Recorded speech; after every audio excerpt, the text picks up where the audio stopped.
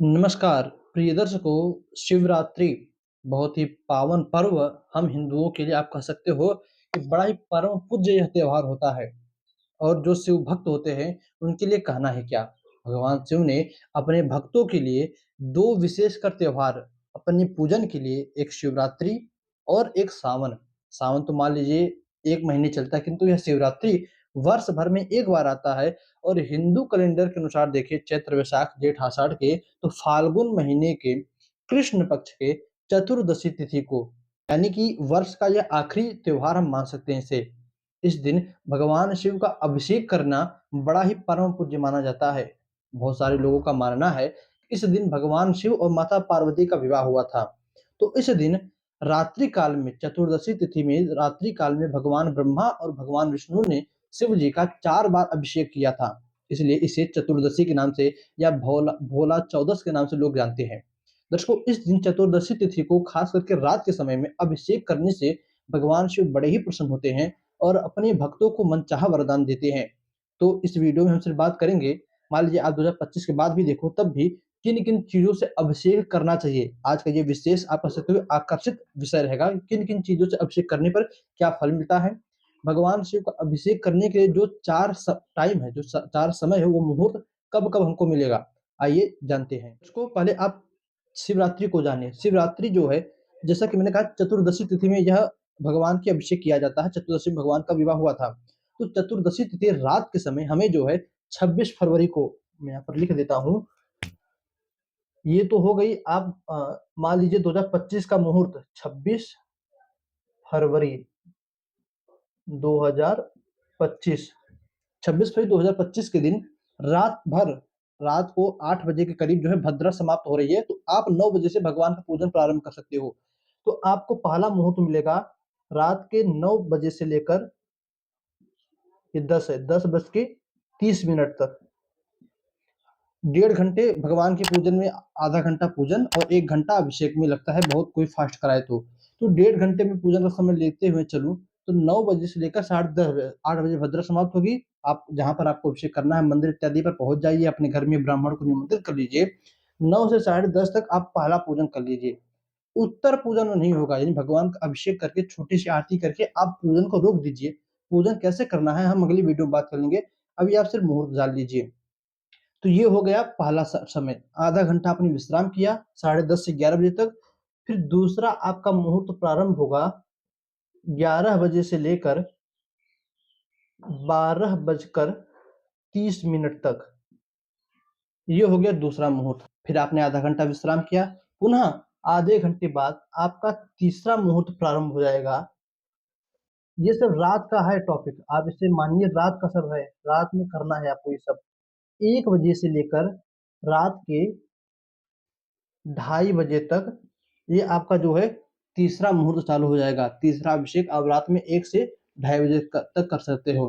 दर्शकों, इसी प्रकार फिर आधे घंटे, 2:30 बजे के बाद पुनः आधे घंटे तक आप विश्राम कीजिए, आराम कीजिए, चाय पानी जो आपको करना है कर लीजिए। वैसे तो भगवान का यह अभिषेक जो है निराहार होकर, शिव पुराण में कहा गया है कि कोई व्यक्ति बिल्कुल, जैसे हम पूजा पाठ के दौरान अल्पाहार रहते हैं, निराहार रहते हैं, कोई रोगी थोड़ा बहुत कुछ खा पी ले, नहीं तो सिर्फ पानी पर अपना गुजारा करें, बिल्कुल आहार विहार का त्याग करके भगवान में ध्यान लगाकर बैठे और पूजन करें उसका।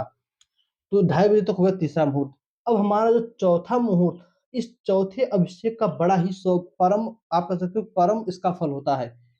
आप इन तीनों को करोगे तो 3 गुना फल मिलेगा, किंतु इस चौथे को आप करोगे तो कहा गया है आपको 30 गुना फल मिलेगा। तो इस चौथे अभिषेक का बड़ा ही महत्व होता है, क्योंकि इस चौथे अभिषेक में भगवान का अभिषेक, भगवान का पूर्व का पूजन, उत्तर पूजन सब कुछ किया जाता है। तो चौथा जो समय आपको मिलेगा वो रात में 3, क्योंकि 2:30 बजे तक आपने तीसरा मुहूर्त लिया, आधा घंटा आराम किया, 3 बजे से लेकर 5 बजे तक। अब आधा घंटा इसमें बढ़ जाएगा, क्यों बढ़ जाएगा? क्योंकि भगवान का उत्तर पूजन है, आपको उत्तर पूजन करना है तो आधा घंटा बढ़ेगा। तो 5 बजे तक, 9 से साढ़े 10, 11 से साढ़े 12, 1 से 2:30 और 3 से 5 बजे तक, ये 4 मुहूर्त हैं। आप इसको लिख लीजिए, नोट कर लीजिए। इन 4 मुहूर्तों में रात के समय आपको अभिषेक करना है। दर्शकों, शिव पुराण में एक श्लोक मिलता है, कहा गया है, यत् फलम मम पूजायाम वर्ष एकम निरंतरः। भगवान शिव स्वयं माता पार्वती से कहते हैं, पार्वती, जो भी व्यक्ति महाशिवरात्रि के दिन 4 भागों में मेरा अभिषेक करता है, उस अभिषेक के चौथा अभिषेक पूर्ण होते ही उसके साथ में निरंतर 1 साल तक यानी अगले शिवरात्रि तक उसके साथ रहता हूँ। ये भगवान शिव का वचन है। तो यदि आप इन चारों विषयों को करते हो, तो निरंतर भगवान शिव 1 साल तक आपके साथ रहेंगे और फिर आप देखिए क्या आप गजब की तरक्की करोगे। दर्शकों, इन अभिषेक के अलावा मैं कोई और उपाय इसमें नहीं बताऊँगा क्योंकि अपने आप में महाकाल हैं। कहा है ना कोई कालों के काल महाकाल, ये महाकाल ये कुछ भी कर सकते हैं।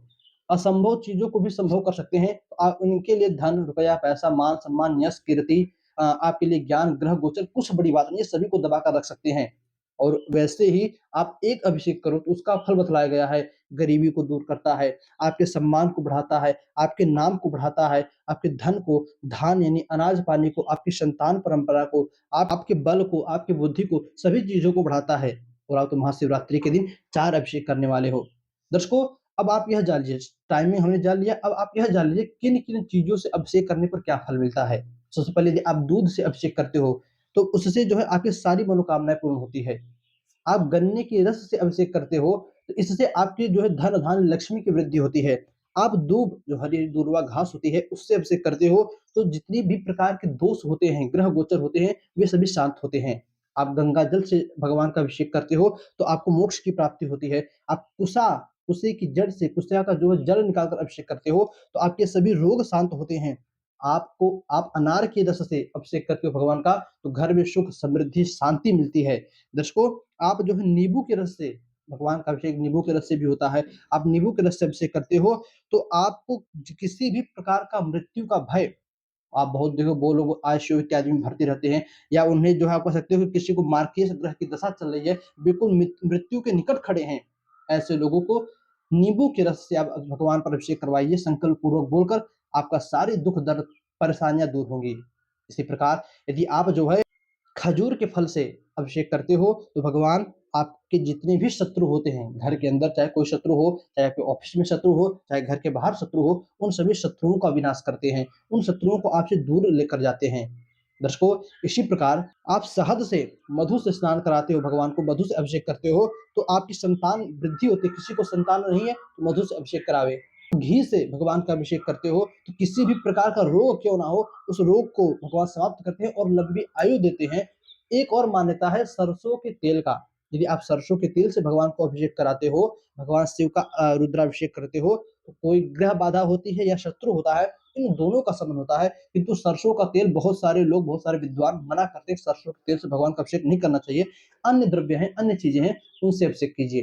दोस्तों, मैंने बहुत कम समय में आपको ये सब बातें बताने की कोशिश की है। उम्मीद करता हूँ ये टाइमिंग और ये चीज़ें आपको जो है बहुत ही अच्छा लगेगा जानकर कि मैं किन-किन समय में भगवान का अभिषेक कर सकता हूँ और किन चीज़ों से करने पर क्या फल मिल सकता है।